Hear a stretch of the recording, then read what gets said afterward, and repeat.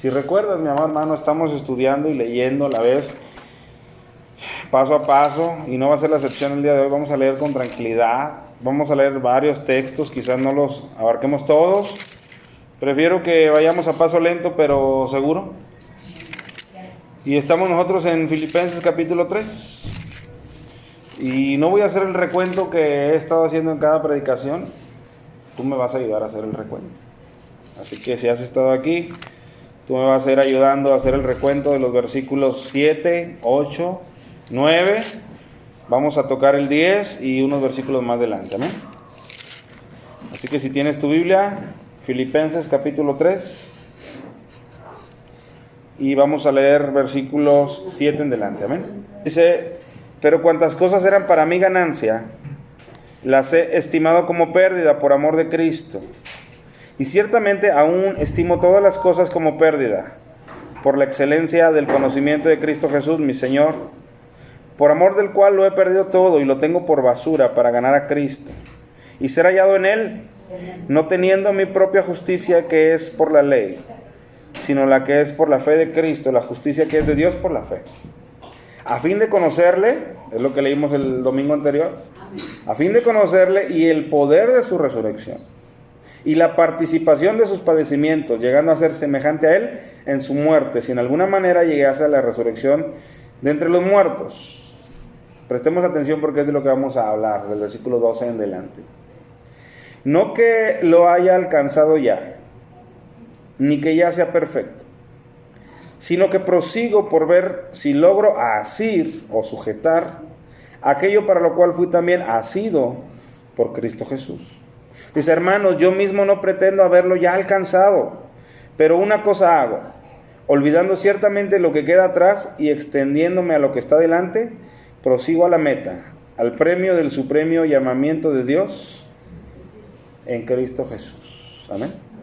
Hermano, para entender los escritos del apóstol Pablo, como ya decíamos el otro día, mismo Pedro lo reconoce y dice que entre los escritos de Pablo hay algunas cosas difíciles de entender.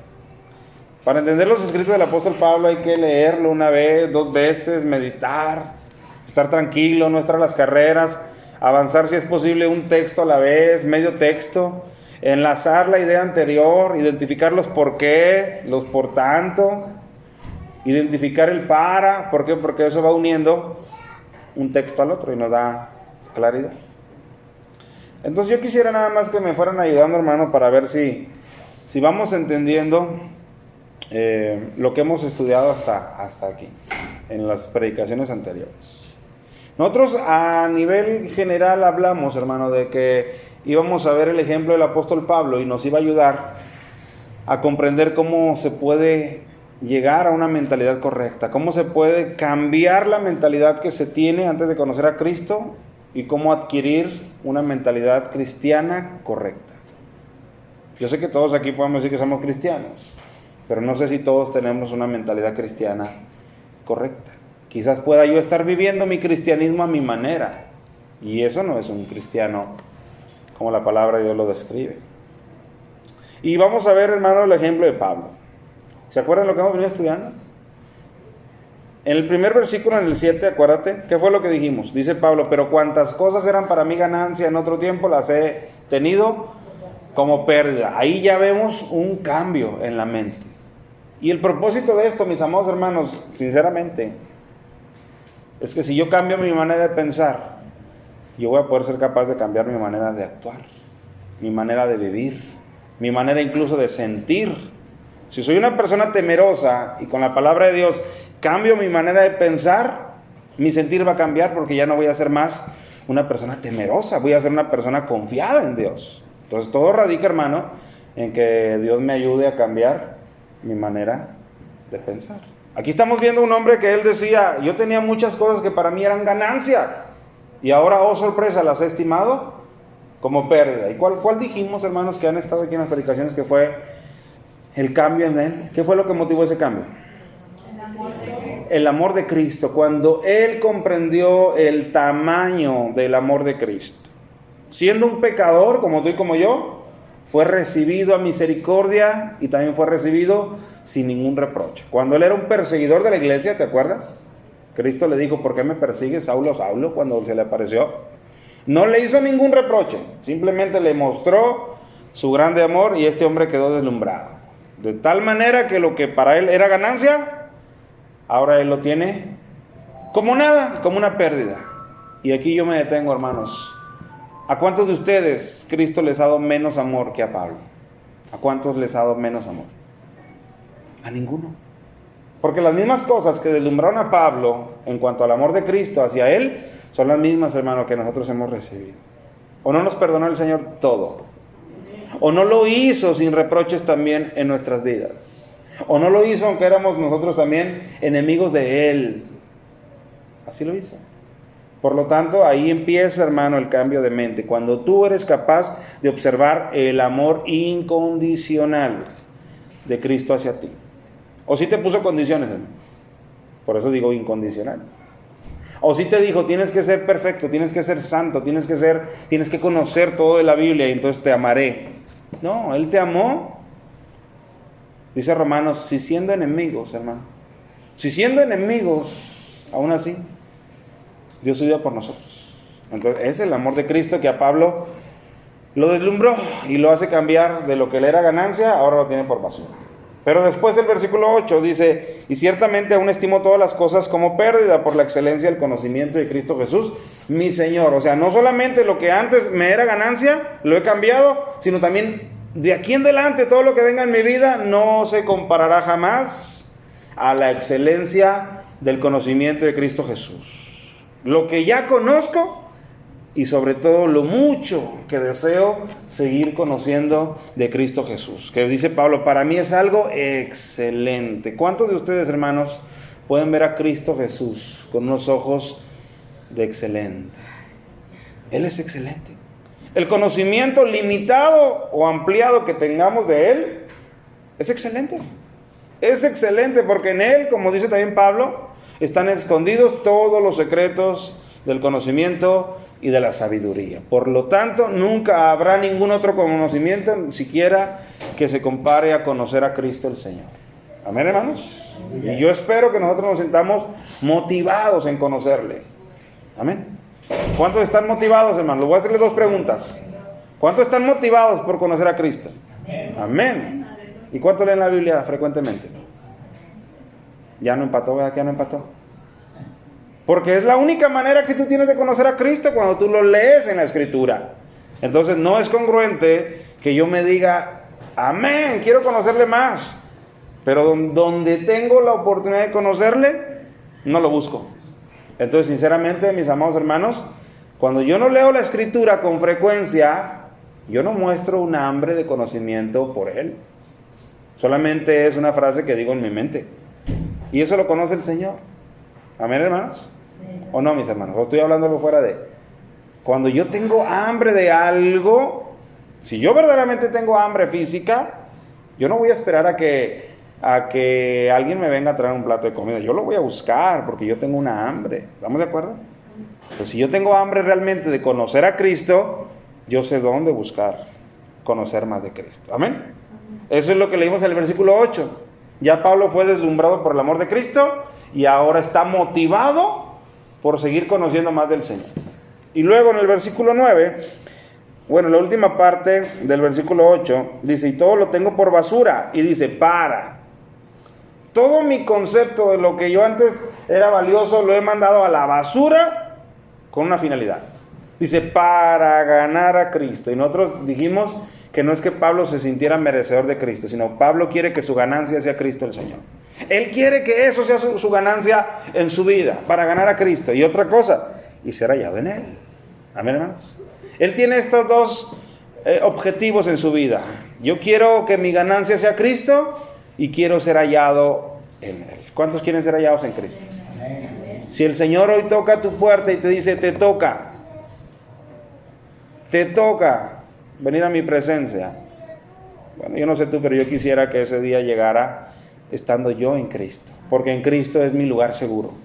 Porque en Cristo yo me puedo sentir tranquilo de que libraré la prueba, que libraré el escrutinio. ¿Por qué? Porque estoy en Cristo. Si estoy fuera de Cristo, hermanos, no te garantizo absolutamente nada. Por eso Pablo decía, yo quiero ser hallado en Él. Pero él dice que lo quiere ser de una manera muy particular. Nota cómo dice, no teniendo mi propia justicia.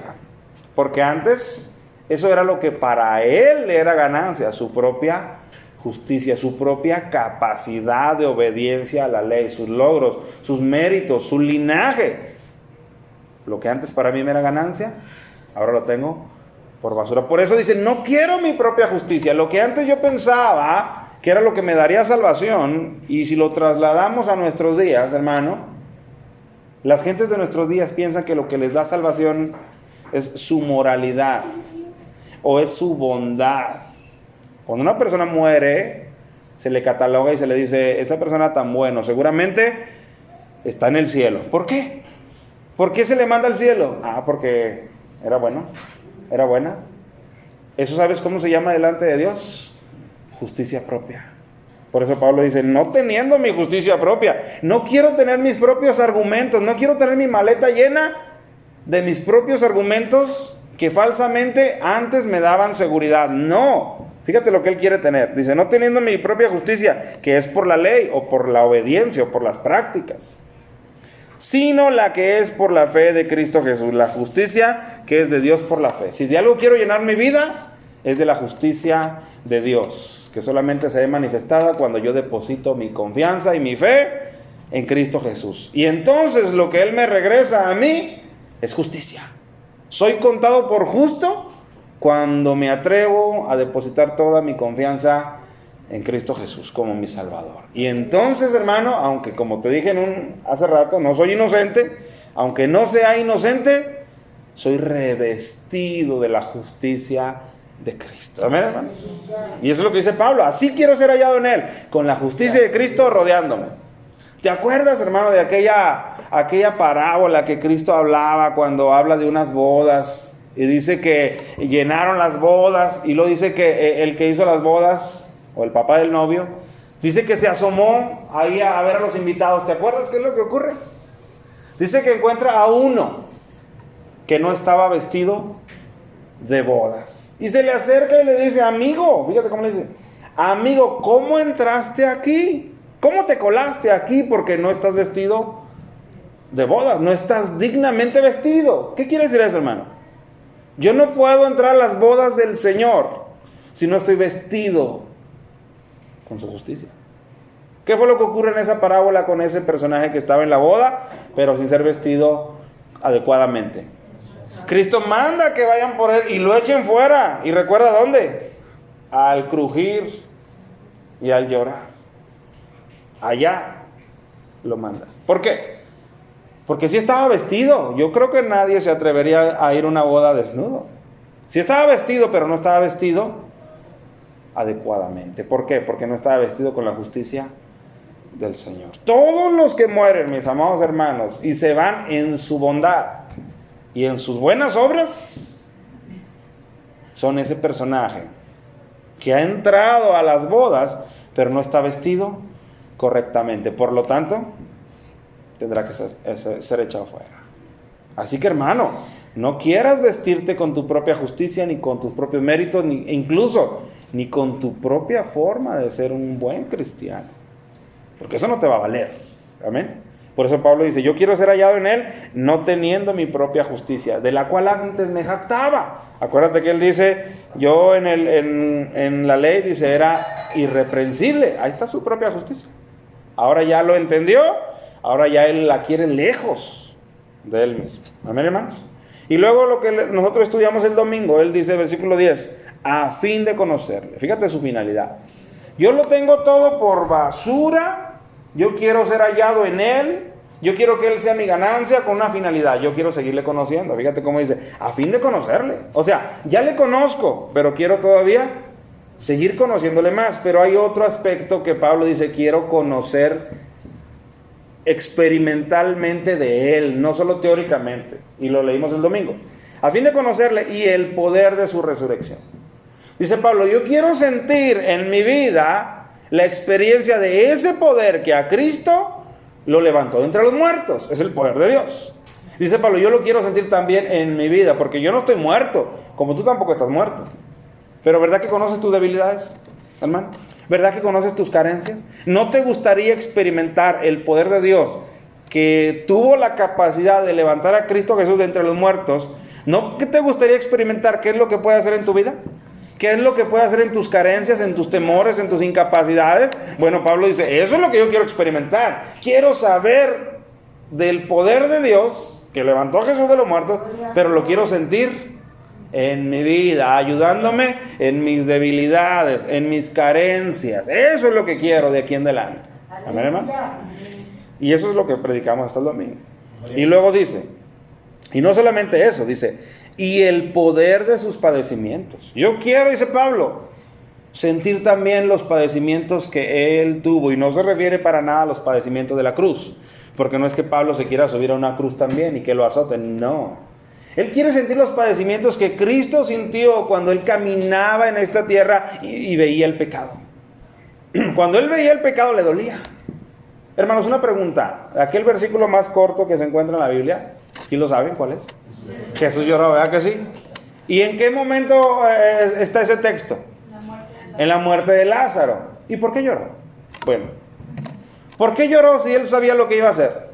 ¿Él sabía que lo iba a resucitar o no? Él sabía. Los que no sabían eran los discípulos. ¿Pero por qué lloró? Lo que le estaba doliendo era el por qué él se había muerto. ¿Por qué se murió? Por el pecado. La paga del pecado es muerte. Entonces Jesús, cuando lloraba en la tumba de Lázaro, lloraba porque veía las consecuencias del pecado. Veía que cada persona que muere porque un día entró el pecado. Y eso es lo que le hacía llorar. No lloraba por su amigo Lázaro porque sabía que lo iba a despertar, pero lloraba por las consecuencias del pecado. Por eso Pablo dice, no solo quiero conocer el poder de su resurrección, dice, y también la participación de sus padecimientos. Yo quiero padecer lo que él le dolía. Y ¿sabes qué, hermano? Esa es la muestra de un verdadero cristiano. Cuando un cristiano no quiere padecer en nada, ni los rechazos como Cristo los recibió, dice Pablo, yo los quiero recibir. Si a él lo rechazaron, yo quiero ser rechazado, pero no porque sea un ladrón o un egoísta. Yo quiero ser rechazado por ser un seguidor de Jesucristo. Quiero sentir sus padecimientos. ¿Por qué? Porque quiero identificarme con Él. Hermano, no me digas que no, pero a la persona que admiras es a la persona que te quieres parecer. No me digas que no ocurre esto en nuestros hijos cuando son pequeños y nos admiran a nosotros los papás y se quieren rasurar como nosotros y se quieren poner la corbata como nosotros. ¿Por qué lo hacen? Los hijos varones, porque para ellos en ese momento somos el objeto de su admiración y se quieren parecer a nosotros. Bueno, si el objeto de la admiración de Pablo es Cristo el Señor, pues entonces Pablo ahora quiere parecerse a Pablo, tanto que quiere sentir el poder que él sintió, quiere sentir sus padecimientos, dice, y quiero llegar a ser semejante a él en su muerte. Y no es que, vuelvo a repetir, no es que él quiera ir a una cruz a morir, sino él quiere morir a sí mismo. Antes de que Cristo fuera a morir a la cruz, él murió primero a sí mismo en Getsemaní, ¿te acuerdas? Cuando él estaba orando, ¿qué le decía en la oración al Padre? Padre, si es posible, pase de mí esta copa, pero no se haga mi voluntad, sino la tuya. ¿Qué estaba haciendo ahí? Estaba muriendo a sí mismo, antes de morir físicamente. Entonces, eso es lo que Pablo quiere decir. Y llegando a ser semejante a él en su muerte. Quiero negarme a mí mismo. Quiero estar tan convencido, tan pleno y tan seguro que no me importa fallarme a mí con tal de agradarle a él. ¿Por qué? Porque ya lo estás mirando. Amén, hermanos. Por eso él dice, llegando a ser semejante a él en su muerte. Ahora que ya, si tú te fijas, ya cambió su mentalidad. Antes, ¿quién era el objeto central de su vida? Él mismo. ¿Verdad que sí? Él mismo, sin duda alguna, y sus justicias. ¿Estamos de acuerdo? Y tan lo era así, que dijo, denme cartas para ir a seguir a todos aquellos cristianos. Yo mismo los voy a arrastrar, porque él era el objeto de su propio culto, por decirlo de alguna manera. Y ahora que le vemos transformada su mentalidad, ¿cuál es el centro de su vida, hermanos? Cristo es el centro de su vida. Él mismo. Ahora él se ha arrojado a sí mismo a la basura. Él mismo, yo ya no valgo nada. Ahora lo que tiene validez para mí es Cristo el Señor en mi vida. Y yo quiero imitarle. Yo quiero ser semejante a Él en muchos aspectos de su vida. Amén, hermanos. Ahí es donde se ve el cambio de mentalidad, influenciado por el poder de Dios en nuestras vidas a través de su Espíritu Santo, cuando nosotros ya no somos el centro de nuestras vidas. ¿No lo dijo Cristo también, hermanos? Cualquiera que quiera venir en pos de mí, tome su cruz, niéguese a sí mismo y siga. Y dijo, y hágalo cada día. No solamente los domingos y los miércoles que hay culto. Cada día, niéguese a sí mismo. Amén, hermanos. Ahí es donde radica el cambio de mente, hermanos. Si Dios no cambia tu mente, tú vas a ser un cristiano el domingo y el miércoles, y en tu diario vivir, tu trabajo, tu escuela, tu vecindario, se te va a olvidar que tú eres cristiano. ¿Por qué? Porque realmente tu mente no ha sido transformada. Pero no te desanimes, para allá va. Estamos en ese constante mejoramiento. Nota lo que dice el versículo 12, y ahí empezamos ahora sí los siguientes versículos, que no lo vamos a poder acabar el día de hoy. Fíjate cómo dice el encabezado del capítulo 3, dice, prosigo al blanco. Este es digamos, una porción de la palabra muy famosa. Prosigo al blanco. Y Pablo dice, no que lo haya alcanzado ya. Y a veces, hermano, no te desanimes tanto si es que ves todavía carencias en tu vida, si ves áreas de oportunidad, no te desanimes tanto, pero tampoco te acolchones. Tampoco te acomodes, tampoco no sientas entonces ningún compromiso delante de Dios. ¿Estamos de acuerdo? Pablo se revela a los filipenses, le dice, hermanos, fíjate el versículo 12, no que lo haya alcanzado ya, ni que ya sea perfecto. ¿Te fijas la claridad y la honestidad con lo que lo dice? Soy Pablo el apóstol, pero no soy perfecto. Hermanos, ¿cuántos se sienten perfectos aquí? Mal haríamos en sentirnos perfectos, en sentirnos completos, en sentirnos una obra terminada. Porque Pablo dice aquí mismo, no que lo haya alcanzado ya, ni que ya sea perfecto. Fíjate cómo dice, ni que ya sea perfecto. ¿Qué querrá decir con que ya sea perfecto? ¿Por qué no solo dice, hermano, no soy perfecto? Pero él dice, ni que ya sea perfecto. ¿Qué él está pensando? Ayúdenme a pensar. Él está diciendo, hermanos, yo mismo no pretendo ya que lo haya alcanzado. Dice, ni que ya sea perfecto. Ese ya hace una gran diferencia. Ese ya sea perfecto hace una gran diferencia. Porque no solo está aceptando su imperfección, sino que la está viendo en un futuro cercano. No soy perfecto. Dice, pero algún día lo seré, porque lo estoy viendo. Y eso es lo que va a desarrollar más adelante. Por eso no solamente dice, hermano, no soy perfecto. Todos le dirían, ya lo sabemos, Pablo. Pero él no dice eso. Él dice, no que lo haya alcanzado, y vuelve a decir, ya. O sea, no lo he alcanzado por ahora, pero voy en vías de alcanzarlo. Ni que, y vuelve a decir, ya sea perfecto. O sea, no es en este momento, pero algún día lo seré. Amén, hermanos. Y ustedes también, hermanos. Y deberían de alegrarse. Porque un día, hermanos, ustedes serán perfectos. Yo seré perfecto. Ya no habrá tentación, ya no habrá pecado, ya no habrá, pero ese día no es hoy. Pero estamos en el camino y deberíamos de regocijarnos. Por eso el encabezado dice, prosigo al blanco. Yo sigo caminando. Fíjate lo que dice Pablo. No que lo haya alcanzado ya, ni que ya sea perfecto, sino que prosigo. Y escucha esto que sigue porque es bien interesante y bien importante. Sino que prosigo por ver si logro asir. ¿Qué es la palabra asir, hermanos? Tomar o sujetar, o apretar sin soltar. ¿Estamos de acuerdo? Fíjate lo que él dice. Sino que prosigo por ver si logro asir aquello para lo cual fui también asido por Cristo Jesús. Pablo está diciendo, hermanos, que él quiere esforzarse por abrazar, vamos a ponerle esa palabra abrazar, por sujetar, para entenderlo mejor, ¿verdad? Él se quiere esforzar y él prosigue al blanco, o sea, él sigue adelante para ver si logra sujetar o abrazar aquello para lo cual previamente él fue asido o sujetado por Cristo Jesús. Entonces yo le hago una pregunta, ¿quién sujetó a quién primero? Cristo a él, ¿estamos de acuerdo? Y Cristo a ti, ¿estamos de acuerdo? Y es algo maravilloso, hermano. Es algo maravilloso porque Cristo dice en Juan 10 que lo que Él tiene en su mano, que somos nosotros, ¿qué dice?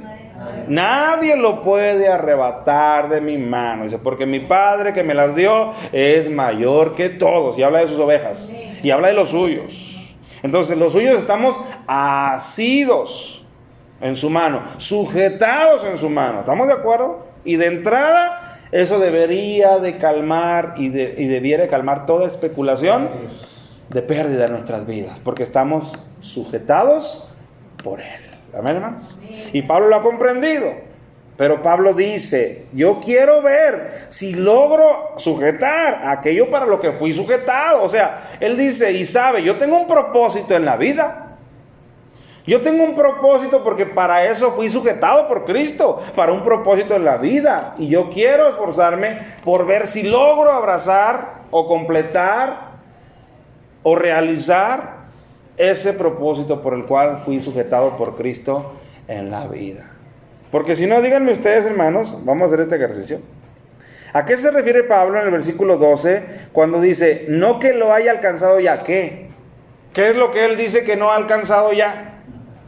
¿La qué, hermano? La perfección. Fíjate lo que dice el versículo 13. Hermanos, yo mismo no pretendo haberlo alcanzado ya. Vuelve a decir lo mismo. Hay algo que no he alcanzado. Hay algo que no he alcanzado y no me hace sentir mal, dice Pablo. No me hace sentir nada mal.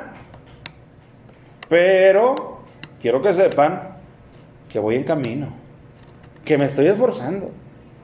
Hermanos, aquí tenemos que entender claramente para qué fuimos nosotros asidos. ¿Amén, hermanos? Si yo logro entender cuál es el propósito y la finalidad para la cual yo fui sujetado por Cristo previamente, entonces yo sabré a qué le voy tirando.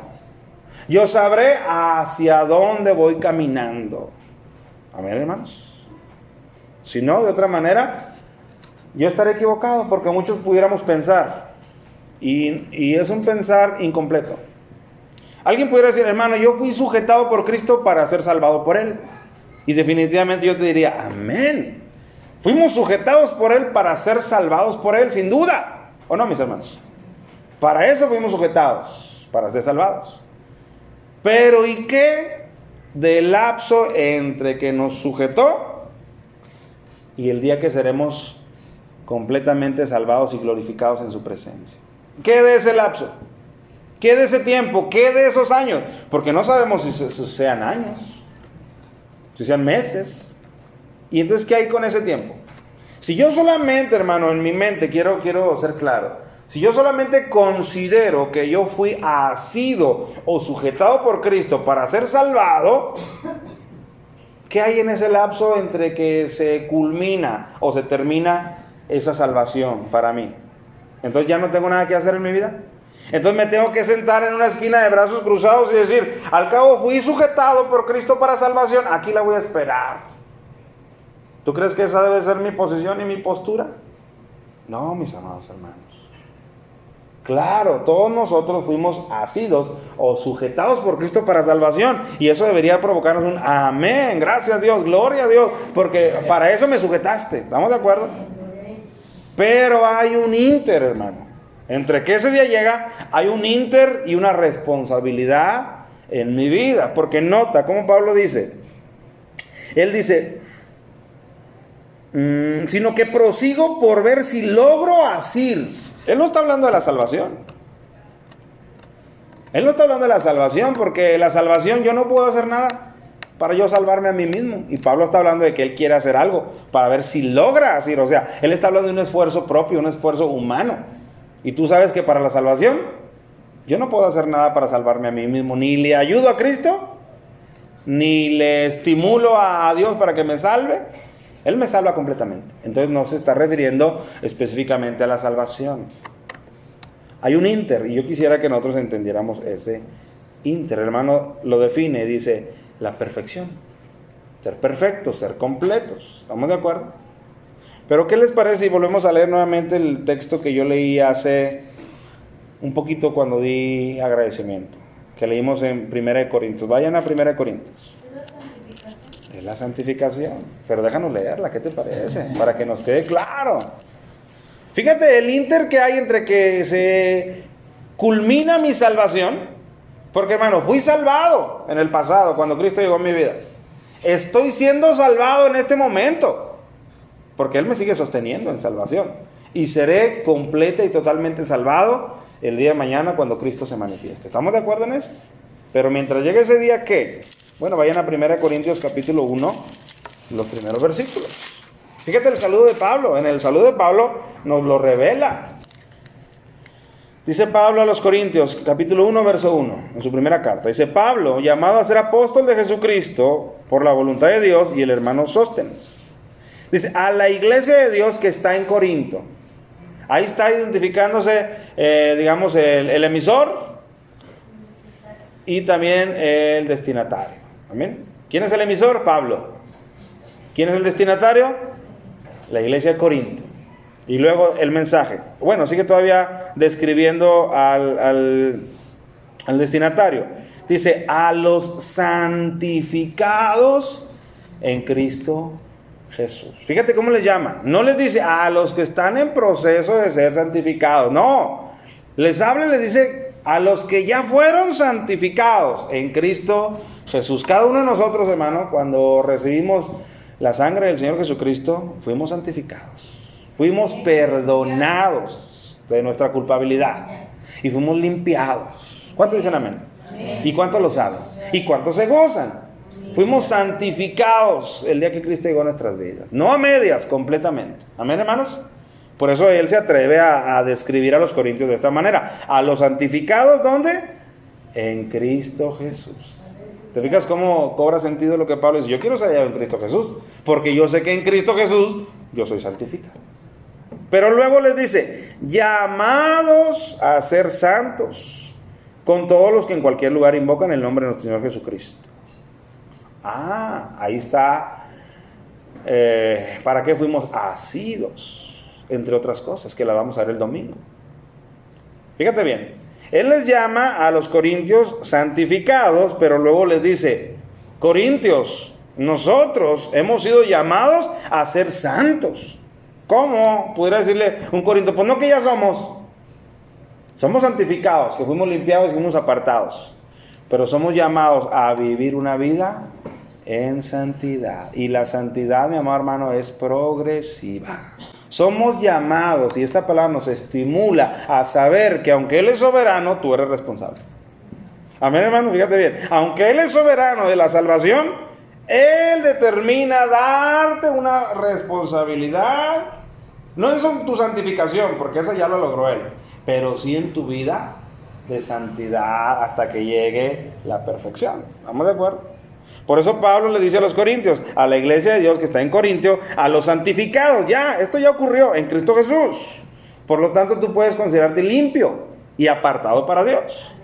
Pero dice: llamados, ahí está nuestro llamamiento, llamados a ser santos con todos los que en cualquier lugar invocan el nombre de nuestro Señor Jesucristo. Y sabes que ahí nos está convidando, porque en este lugar también estamos invocando el nombre del Señor Jesucristo, por el cual fuimos santificados. Por lo tanto, hay un llamamiento para cada uno de nosotros para vivir una vida en santidad. Amén, hermano. Y Pablo dice, si nos regresamos: no pretendo ya haberlo alcanzado, porque él sabe que no tiene una santidad perfecta. O tú la tienes, mi amor hermano. ¿O quién de ustedes ya le dijo por completo adiós a las mentiras? ¿Quién ya las ha abandonado por completo? A las iras, a los desánimos, aún en Cristo. ¿Quién? ¿Verdad que no, mis amados hermanos? A la buena conducta. ¿Quién ya tiene un 10 en buena conducta? ¿Quién ya es intachable? Porque yo no. Y sabes que Pablo tampoco. Por eso Pablo les dice a los hermanos en Filipo, vuelvo a leerlo, dice: no que lo haya alcanzado ya, no. Pero no me frustra, dice Pablo, el no haberlo alcanzado ya. No me frustra porque lo tengo bien claro y estoy haciendo todo lo que en mí sea posible para seguir avanzando. Por eso dice: prosigo. ¿Qué es proseguir, hermano? Continuar, caminar, avanzar.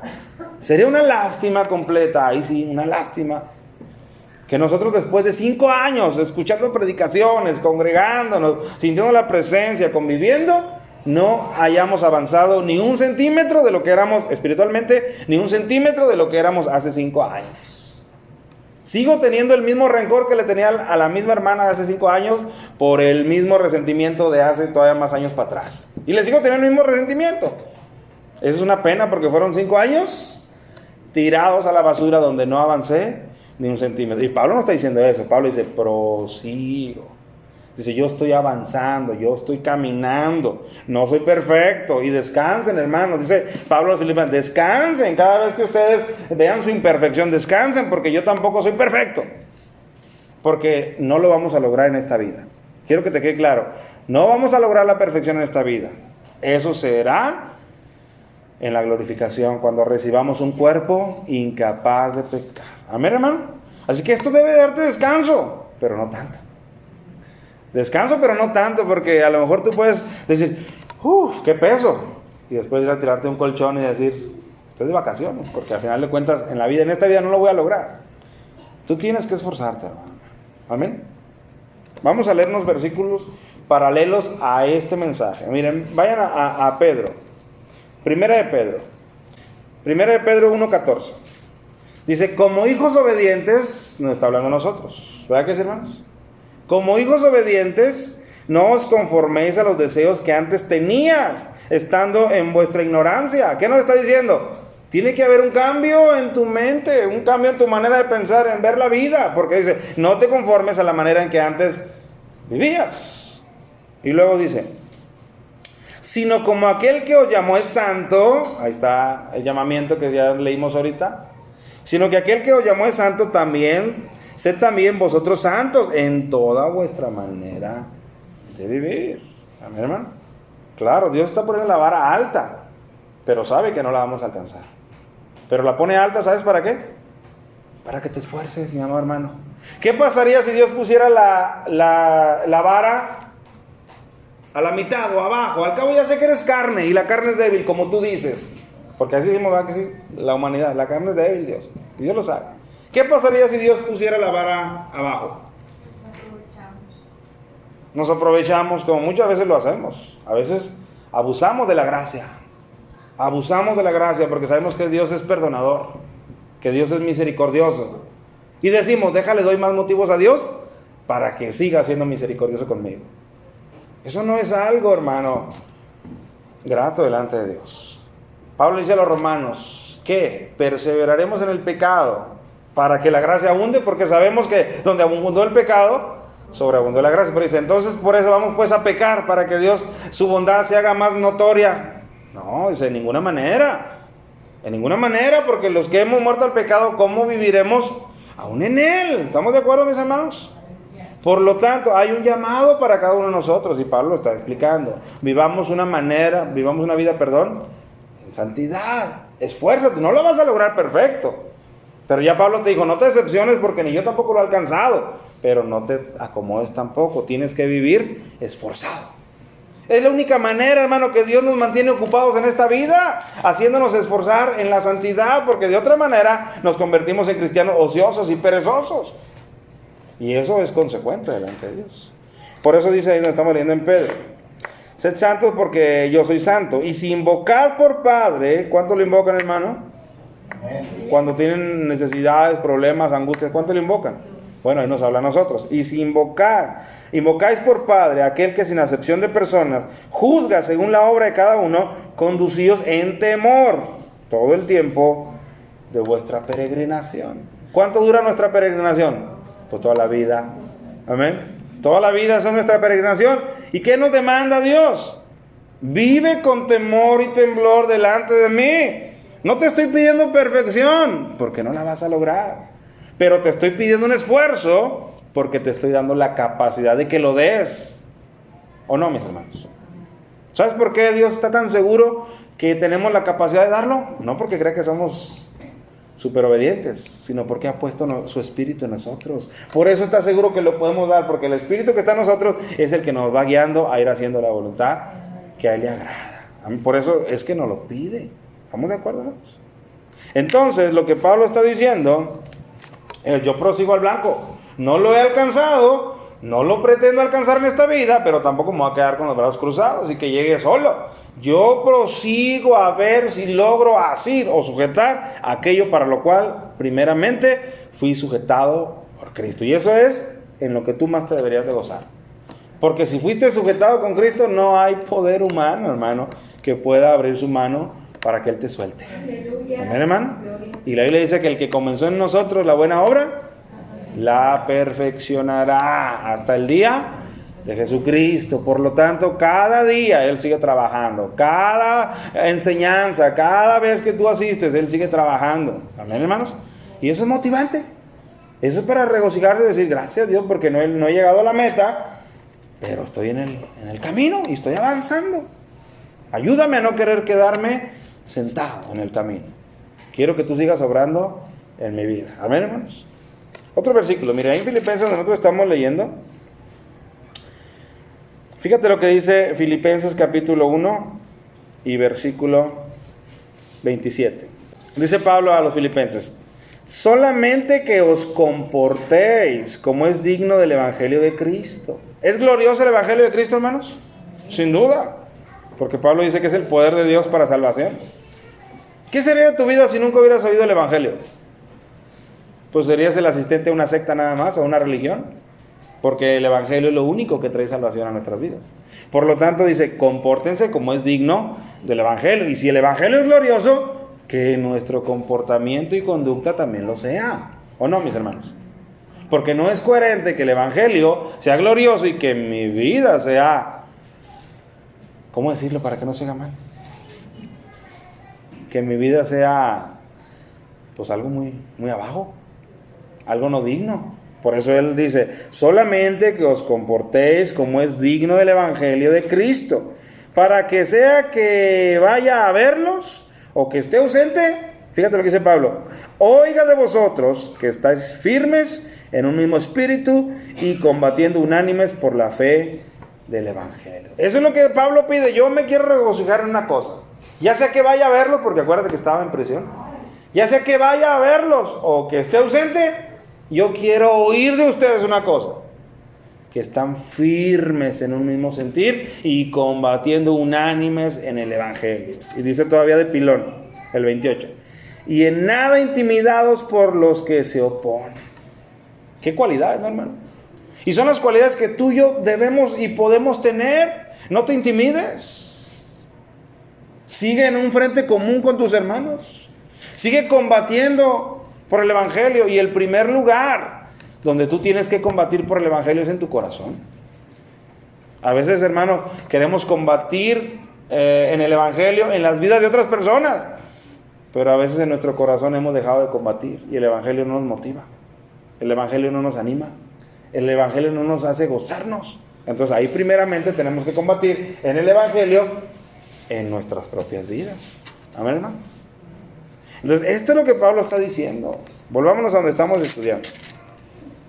No que lo haya alcanzado ya, esta perfección, esta madurez, esta plenitud, este propósito por el cual él fue asido por Cristo, ni que se haya perfecto, sino que prosigo por ver si logro asir aquello para lo cual fui también asido por Cristo Jesús.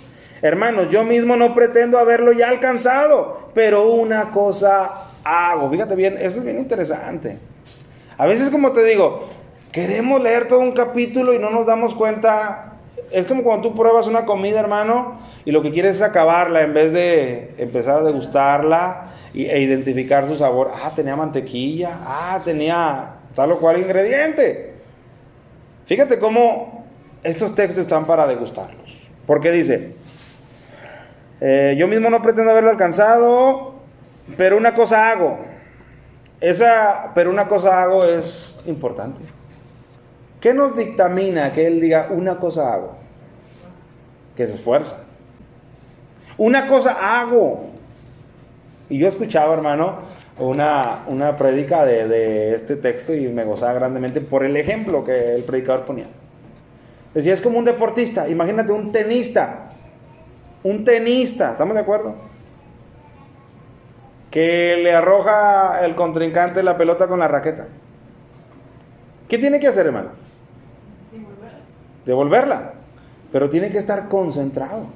Imagínate si se pone a escuchar lo que la gente está diciendo de él, o murmurando, o si se pone a ver el panorama, no le va a dar la pelota. Entonces, ¿qué tiene que estar haciendo? Una cosa, ¿o no?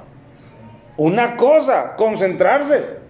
Así que cuando él está enfocado en una cosa, las demás cosas que están a su alrededor no existen. Por eso Pablo dice, yo en este camino una cosa hago, me enfoco, me concentro en lo que quiero hacer y a dónde quiero llegar. Y cuando me enfoco en una cosa, todas las demás cosas para mí no existen. Amén, hermanos. Hermano, ¿qué sería de nuestra vida cristiana si esa una cosa hago en nuestras vidas fuera regocijarnos en la salvación que Cristo nos ha dado? ¿Qué sería nuestra vida cristiana? Por ejemplo, cuando se levanta una murmuración contra ti y la escuchas, ¿qué efecto tendría esa murmuración en ti si tú estás concentrado en una cosa, en que Cristo murió por ti para darte salvación? ¿Qué te haría una murmuración? Absolutamente nada. ¿Por qué? Porque tú estás concentrado en una cosa. ¿Qué sería para ti un desaire de un hermano? ¿Qué sería para ti una tribulación? ¿Sabes? No sería nada. ¿Por qué? Porque una cosa estoy haciendo constantemente, estoy concentrado y enfocado en lo que Cristo hizo por mí. ¿Estamos de acuerdo? Sí. Pero hermanos, ¿qué pasa en la realidad de las cosas cuando lo aterrizamos a nuestra vida cristiana? Esa es una realidad, que Cristo murió por nosotros. Pero ¿cómo nos desanimamos? Pero ¿cómo cojeamos? ¿Cómo nos desenfocamos? ¿Por qué, hermanos? Porque una cosa hago, que es lo que deberíamos estar haciendo, no lo estamos haciendo. Y prestamos atención a 10, a 15 o a más cosas que nos llaman la atención. Es como si somos el tenista y estamos prestando la atención a ver qué es lo que el público dice de nosotros. Y cuando menos acordamos, ya la pelota se nos fue porque no estuvimos atentos y concentrados. Por eso Pablo dice, una cosa hago, hermanos. Aprendan, dice Pablo a los filipenses, aprendan también a ustedes, una cosa hagan, enfóquense en una sola cosa. ¿Qué cosa es lo que hace Pablo? Fíjate, una cosa hago, aunque en realidad son dos, pero es un solo paquete, porque Pablo nos va a decir dos cosas. Una cosa hago, olvidando ciertamente lo que queda atrás y extendiéndome a lo que está adelante. ¿Qué es lo que hace Pablo? Este es todo un sermón. Pues va avanzando, ¿no? Y no se fija ya en lo que dejó, sino que prosigue en seguir. Fíjate el orden. Es correcta la idea que tú dices, pero fíjate en el orden que Pablo lo establece. Una cosa hago. ¿Qué cosa, Pablo? Dice, olvidando ciertamente lo que queda. El orden es importante. Dice Pablo, yo lo primero que hago es primero me olvido de lo que ya quedó atrás. Amén, hermano. Y dos, dice en ese mismo texto, y extendiéndome a lo que está adelante. Amén, hermanos. Esa es una cosa que Pablo hace y que nos aconseja. Hermanos, yo les hago una pregunta. ¿Qué sería de la vida del apóstol Pablo y de su ministerio si no olvidara lo que quedó atrás? ¿Qué sería de su vida? Por ejemplo, imagínate cuando él quisiera ir a Corinto o ir a Éfeso, pero todo el tiempo se acordara que él fue un perseguidor, que él mató a algunos, o al menos dio su consentimiento para que mataran a algunos cristianos, o que él, como dice en Hechos, obligó a blasfemar a otros. ¿Tú crees que hubiera tenido libertad emocional para libremente predicar el evangelio cuando se siente culpable? No hubiera podido llegar hasta donde él llegó, porque todo el tiempo las cadenas del pasado lo hubieran jalado. Y tú no avanzas ni 2 metros, porque esto hiciste. Porque era una realidad, lo hizo, ¿o no, mis hermanos? Era un perseguidor. Dice en Hechos 9, donde se nos narra su conversión, dice, Saulo aún respirando, amenazas y muerte, fíjate, imagínatelo, bufando, por ir todavía por más cristianos que arrastraba.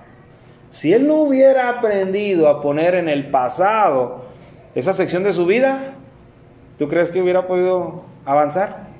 Sin lugar a dudas que no.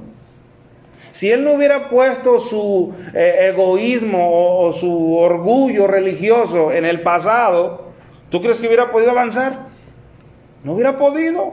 Se hubiera sentido frustrado de lo glorioso que antes él sentía y ahora no soy nada, ahora soy basura. Ahí se consideraba. No hubiera podido avanzar, se hubiera sentido devaluado. Pero ¿sabes cómo triunfó, hermano? Cuando su pasado lo fue dejando cada vez más atrás. ¿Tú crees que no sería práctico en nuestras vidas, hermano?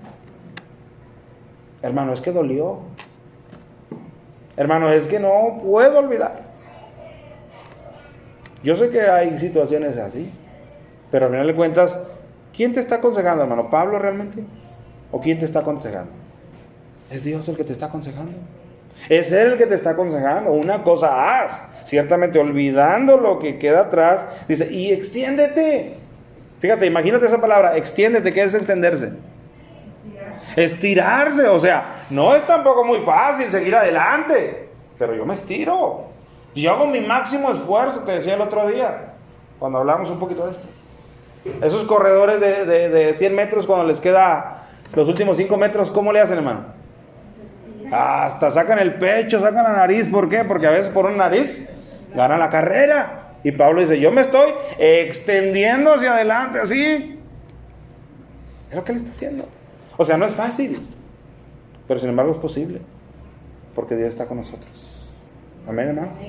Ese es el consejo que nos da el apóstol Pablo. Dice, prosigo a la meta, al premio del supremo llamamiento de Dios en Cristo Jesús. Él está consciente, hermano. Yo no creo, sinceramente, que algún corredor se inscriba a una meta, o a una carrera, perdón, sin mínimo ilusionarse que la va a ganar. ¿O tú sí? O algún estudiante se mete a alguna carrera pensando, voy a desertar de todos modos, pero bueno, pues me voy a meter, ¿no? Al menos, digamos, emocionalmente hay ilusiones, ¿o no? Voy a ganar la carrera, aunque seas el menos indicado para ganarla, pero te inscribes porque piensas que vas a ganar la carrera, ¿o no? Te inscribes a una carrera porque mínimo sueñas que te vas a titular de esa carrera, ¿o no? Entonces Pablo es lo que nos está diciendo. Dice, yo todo lo que hago, dice, lo hago, dice, porque tengo en mente el premio del supremo llamamiento de Dios en Cristo Jesús. Hermano, ¿cuántos cristianos habría si Cristo dijera, no, yo no tengo nada que darles? O sea, yo nada más soy para influenciarles en esta vida y moralmente sean mejores, pero no hay nada después. ¿Cuántos cristianos realmente quisieran caminar la carrera así? Quizás no todos. Quizás todos, pues si no va a haber nada, vamos a vivir la vida como la viven los demás, porque vida nomás hay una. Pero Pablo nos dice que eso no es así. Dice que él todo el tiempo tiene en mente el premio del supremo llamamiento. Fíjate cómo le llama. No sé si tú notas las palabras que él utiliza para hablar de Cristo. ¿Por qué? Porque está enamorado. ¿Cómo es el enamorado, hermanos? ¿Cómo es el enamorado? Hermano, no quieran que les diga porque yo estoy enamorado, pero si se los digo, los voy a exhibir a ustedes. El enamorado cuando escribe cartas, hermano, utiliza las palabras más dulces que en ese momento pueda traer. ¿O no? Así lo hace. Pablo está haciendo esto. Fíjate cómo él ya dijo del conocimiento de Cristo. Él dijo por la excelencia del conocimiento. Del galardón, él dice, del supremo. ¿Por qué? Porque es un hombre que está enamorado. Amén. Está enamorado de su Señor. ¿Y cómo no estarlo, hermano? Si ese Señor, el amor de ese Señor fue el que te salvó de una condenación eterna. ¿Cómo no estarlo?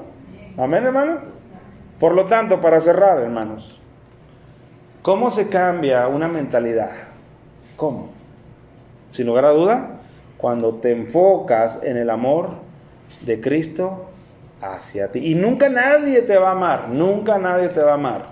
Ni tu papá, ni tu mamá, ni tu pareja, ni la iglesia. Nunca nadie te va a amar de la manera en que Cristo ya te ha amado. Amén. Esa es la gran diferencia. Ahí empieza a cambiar la mente. Y cuando cambia la mente, cambian los hábitos. Y cuando cambian los hábitos, cambia el comportamiento. Y cuando cambia el comportamiento, cambian los resultados. Y cuando cambian los resultados, cambia el estado de ánimo. ¿O no? ¿O a quién le gusta que le vaya mal de ustedes? ¿Quién está contento con que le vaya mal? ¿Verdad que se siente bonito cuando le empieza a ir bien a uno y cambia el ánimo? ¿Y todo dónde empezó? En que cambie nuestra mentalidad. Así que, hermano, yo les invito, una cosa hagan. De aquí en adelante, de esta predicación, una cosa hagan. Concéntrese en el premio del supremo llamamiento que Él está esperando. Cuando Cristo venga no va a venir con las manos vacías. Dice que Él viene con su galardón para recompensar a cada uno según haya sido su obra, su fe, su paciencia, su seguir adelante. ¿Por qué crees, hermano, que... Cierro la Biblia, hermano. ¿Por qué crees que los apóstoles les gustaba recibir los azotes y se tenían por dignos de haber sido azotados? ¿Por qué? ¿Eran masoquistas? ¿O porque sabían que eso era una corona y una gloria para el futuro cuando recibieran su galardón? Premio a la valentía, premio al denuedo, premio al seguir adelante, cueste lo que cueste. ¿Y los apóstoles? Ahí levanta la mano.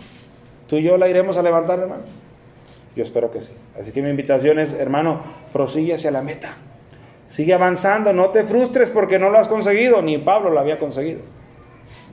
Pero sigue adelante. No pienses que todo está hecho. Sigue adelante por ver si logras abrazar aquello por lo cual también fuiste también primeramente abrazado por Cristo.